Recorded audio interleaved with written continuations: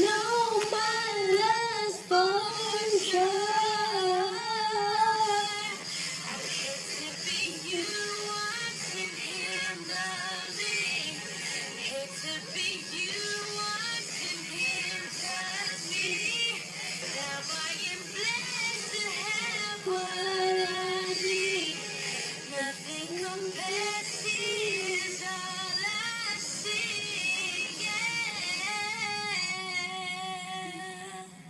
What is up, you guys? Welcome back to my channel. And I know this isn't like a vlog setup and I'm in a hotel, but I really wanted to make this video. I actually wanted this video to be my first video, but things just didn't work out that way. But here I am making a video to give girls and guys some advice on how to move on from somebody, how to get over someone, whether it be your boyfriend, your baby daddy, your sugar daddy, your best friend that you mess with, your first love who's constantly cheating on you.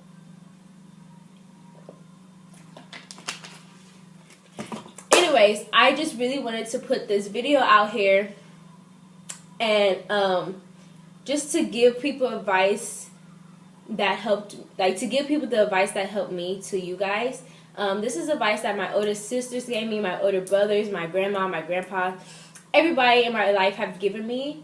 And I feel like we all go through this at some point in time in our life. Whether you're young or you're old, we're all eventually going to go through this.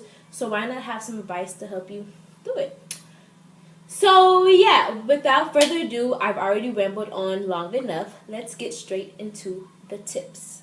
Okay. So tip number 1 is to block the person. And I know that sounds a little bit harsh, and I know it's like, why would I do that? Like, I still want to see what the person's doing. But you honestly need to block the person. Blocked. B-L-O-C-K-E-D. Say it with me again. Blocked. B-L-O-C-K-E-D. Okay? I'm done. And the reason why I say that is because if you're constantly seeing what the person's doing, who the person's with, like how they're doing now that you guys are no longer in each other's lives, it's going to make it so much harder for you to finally move on. This bottle is getting on my nerves. It's going to make it so much harder for you to finally move on, and if you're constantly seeing what that person's doing and what they're up to. So I really think it's good to block the person. I've blocked people, and it's helped me. It's helped me move on from the person. And eventually, when you're strong enough and you feel like you really moved on from the situation, you can unblock the person. You can follow the person again. But until then, what has really helped me to start the healing process is to block the person, just so that you're not constantly worried or caught up in what's going on in their life, and you can focus and worry about your own. Tip number 2 is to cry. And I know we all try to front like, oh, I'm a pimp, I'm a G, X, Y, and Z, like, and you don't want to cry, but it's really, really good. It's actually healthy to cry.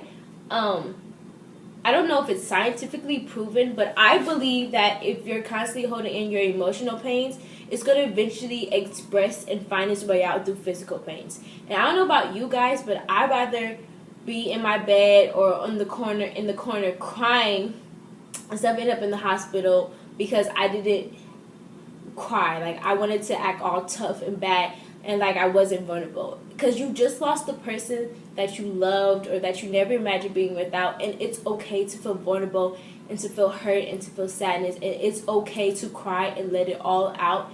And I promise you, if you cry, you're gonna cry for a couple days. You're gonna have a moment where you feel like you're doing nothing but crying, but eventually you won't have any more tears to cry, and you'll be like, oh, okay, I can move on now. Like, I'm not constantly sitting and thinking about and worrying about, if I see this person, am I gonna break down and cry? Because you've already cried all the tears you could possibly cry over this person. So I really strongly believe that you should cry just to get your emotion and your feelings out, because I promise you, it's really healthy and you'll feel so much better after you cry. 3 is to talk to whatever higher power you believe in. And now, personally for me, that means I'm going to talk to God. And it's good to talk to family and friends, but I really feel like after a breakup or something like that, your heart and your soul and your spirit have been damaged. You're constantly wondering why, like, was I not good enough? What was wrong with me? X, Y, and Z. And I feel like it's really good just to go back to the word and to figure out, like, to rebuild your spirit and rebuild your soul and realize that, like, at the end of the day, you're a queen. Like, just because you're sad right now, like, you're not going to always be sad. You're going to eventually move past it. You're going to eventually move on. And I like to really listen to gospel music because it helps my spirit just kind of move past what's going on right now. The quote that's helped me move on is Psalms 119:28. I weep with sorrow, encourage me by your word. And to me, this basically just means, like, even though I'm going through this time of sadness and heartache and depression, like, help me rebuild my strength to move on and to make myself a better person. Because at the end of the day, that's what life's about. It's about taking experiences, learning through them, and then moving on with your life. So I really think, besides talking to your family and friends, you should really talk to whatever higher power you believe in, because I promise you the higher power will give you the best comfort you can ever imagine or ask for. Tip number 4 is to give yourself like a little makeover. And I don't mean spending thousands and billions of dollars, because we're young. We don't have that kind of money. Nobody got time for that. But I really think that it's good to just kind of change something about your look to make you feel better. Whether it's changing how you do your eyebrows, how you do your makeup, how you do your hair, the clothes you wear, how you act, how you walk, how you carry yourself. I just really feel like it's good to switch things up. And this is going to sound just a little petty, but I'm a petty person, so change it up to where you'll catch their attention if you ever see them again. And not to be like, oh, look at me, I'm desperately want you to realize that I'm good without you. But just to kind of be like, to catch their eyes, like to make them do a double take, like, wow, like this person, like they're doing good for themselves. Obviously they don't need me in their life. Like, I'm proud of them. Like, they're cute. That's what's up. Like, do what you gotta do. Like, if you want to cut your hair, cut your hair. I don't care what it is. Just give yourself give yourself a self-esteem boost. Because if you look good, you'll feel good. And if you feel good, you'll get over the person faster. And if you get over the person faster, you can move on and find a better person. It's just like a domino effect of wonderful things that can happen if you just give yourself that extra boost of confidence that you lost when you were going through your heartbreak. So treat yourself to a nice little makeover, not for anybody else, but just for you, right?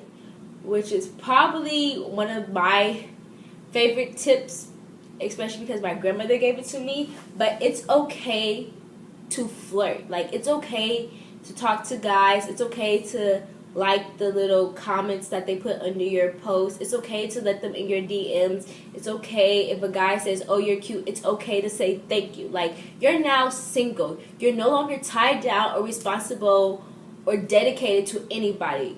It's just you. And it's okay to let a guy make you feel pretty. Now, I don't mean to go out there and be a hoe and start sleeping with everybody just to get over one person.